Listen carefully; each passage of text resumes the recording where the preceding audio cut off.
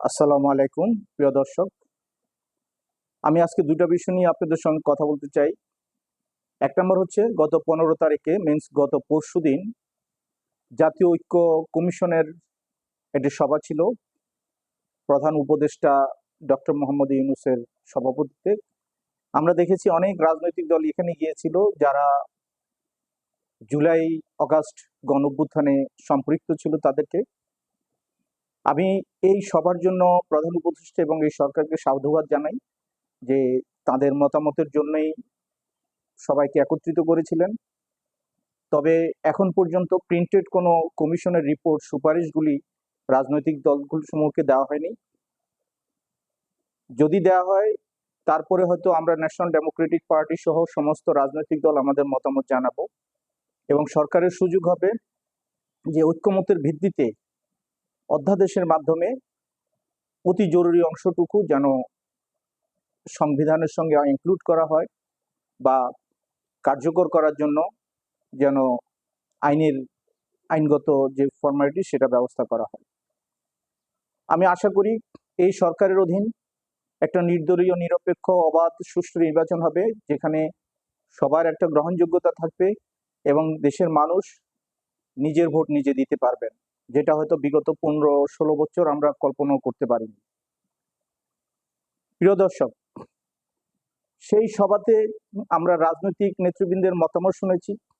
আমার কাছে ভালো লেগেছে, বিশেষ করে বিএনপি মহাসচিব জনাব ফখরুল ইসলাম আলমগীর এবং ছাত্রদের যে সমন্বয়ক হাসনাত আবদুল্লাহ। আমি হাসনাত আবদুল্লাহকে তার বক্তব্যের জন্য শুভেচ্ছা জানাচ্ছি। তবে সমন্বয়কদের একজন নাসির উদ্দিন, তার কথাটা আমার একজন রাজনৈতিক কর্মী হিসেবে আমার ভালো লাগেনি। কারণ তার বয়স এবং তার অবস্থান থেকে তার কথাগুলি বেশি পরিপক্ক ছিল এবং মনে হয়েছিল যে সে অনেক কিছু জানে, অনেক কিছু বুঝে, যা উপস্থিত রাজনৈতিক নেতৃবৃন্দকে সে বুঝাতে চেয়েছিলেন বা তাদেরকে জ্ঞান দিতে চেয়েছিলেন। আমি সমন্বয়কদের উদ্দেশ্যে বলবো, তোমরা এখনো উপস্থিত যারা ছিল রাজনীতিবিদ তাদের নাতি বা ছেলের সমান। বাস্তব জীবনে এখনো তুমি পরিপক্ক হওনি। তোমাদের কাছে আমরা কৃতজ্ঞ এবং ইতিহাসে তোমরা থাকবে, কিন্তু এই ইতিহাসে এমন কোনো রোল নিবে না যাতে তোমাদেরকে নেগেটিভলি রিপ্রেজেন্ট করা হবে।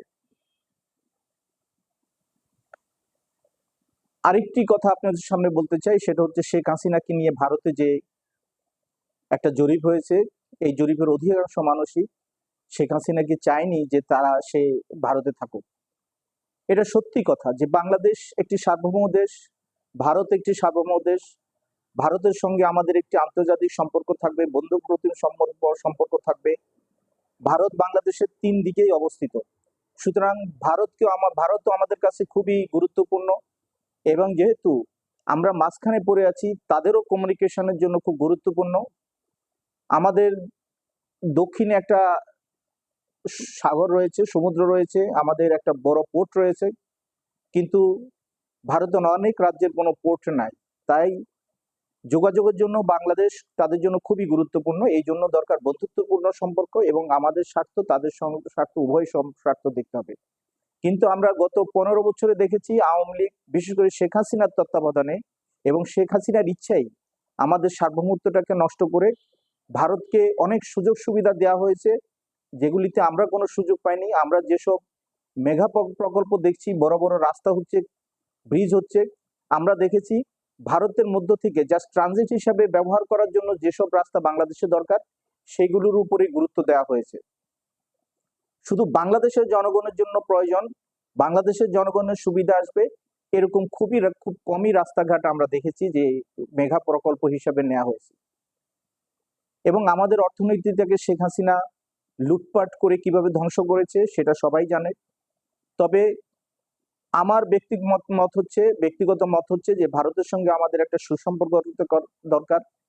কিন্তু ভারতে এখন যে সরকার আছে, বিজেপি সরকার, এই সরকার হচ্ছে একটা মৌলবাদী সরকার। ইসলাম বিদ্বেষী সরকার। এই সরকারকে বিশেষ করে মোদি বা তার যে সাঙ্গপাঙ্গ আছে তাদেরকে আমরা খুব ঘৃণা করি। তাদের অ্যাক্টিভিটিসে আমরা গত 8 বছর প্রায় দেখেছি যে 8-9 বছরে মোদি কিভাবে মুসলিমদের প্রতি বিদ্বেষী ছিল, বাংলাদেশিদের মধ্যে বিদ্বেষী ছিল।